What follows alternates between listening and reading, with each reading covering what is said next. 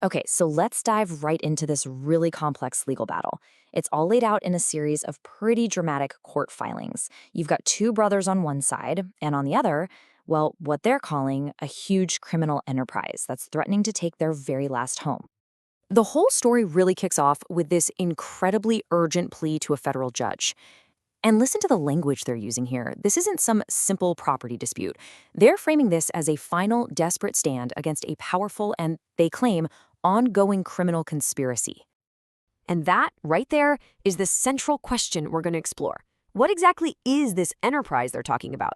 And how in the world did this whole conflict get to such a critical make or break point? To really get a handle on the crisis they're facing right now, we first have to talk about the law that's at the very heart of this motion. It's actually a law that was designed to take down organized crime. So, what in the world is a RICO enterprise?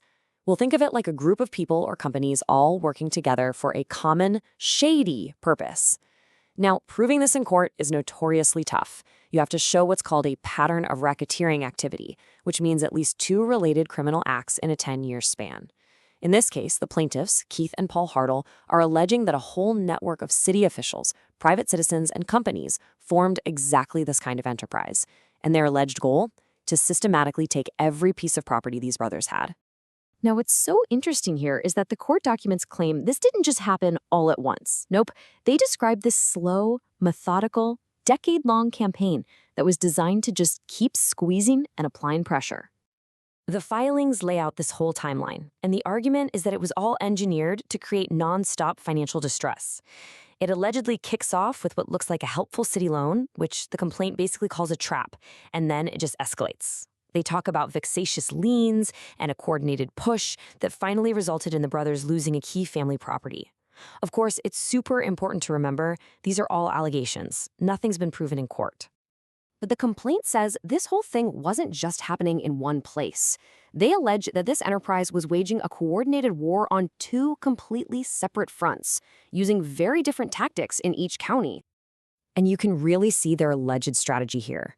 On one side, you've got the so-called Maricopa arm, which is accused of using bureaucracy as a weapon, things like liens, shutting off utilities, and lawsuits. Then on the other side, you have the Mojave arm, which they claim used much cruder, more direct tactics. We're talking allegations of arson and extortion to get a hold of their land.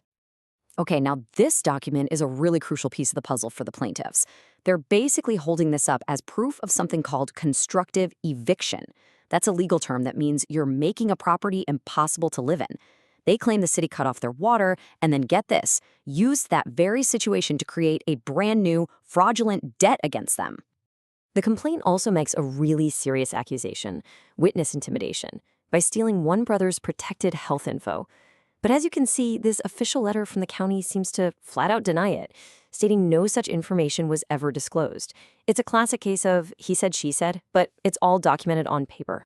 So all of this pressure, all these different fronts, it all builds to this final, desperate act. According to the lawsuit, the Hartl brothers tried to sell their very last property to just escape it all. But the alleged enterprise had one more play left. The lawsuit lays out this sequence of events as, what they see, definitive proof of a setup.